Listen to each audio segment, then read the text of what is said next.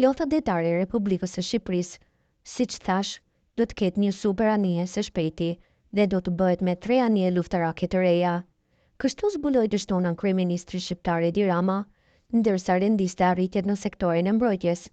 Anija do të jetë e tipit korvet nga klasi Cassiopeia e Marinës Ushtarake Italiane, ka mësuar Albanian Post, ndërsa dorëzimi i saj do të bëhet në ditët në vijim.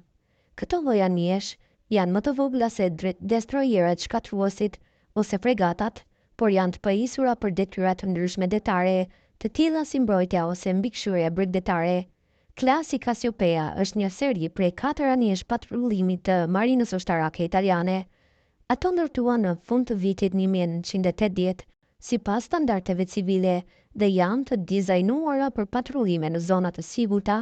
Në fillim të viteve 1980, Marina Italiane zhvilloi 2 klasa korvetash për të zëvendësuar anijet e vjetra. Klasi Minerva ishte anije plotësisht luftarake për të shërbyer si shoqërues bregdetar dhe të pajisura me sensor dhe armatime moderne. Nga ana tjetër, klasi Cassiopeia ishte anije patrullimi më e thjeshtë në det të hapur, të destinuara për të zëvendësuar korvetat e vjetra të klasit Albatros. Për shkak të procedurave të mirëmbajtjes të kryera së fundmi nga autoritetet italiane, anija do të mund të jetë tërësisht e përdorshme edhe për 10-15 vitet e ardhshme, zbulon një zyrtar i lartë i mbrojtjes.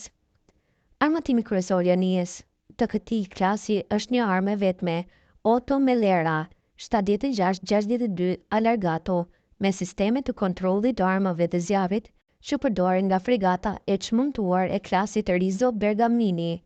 Anijet janë të pajisura gjithashtu me një kuvert fluturimi dhe angar të palosshëm për të akomoduar një helikopter.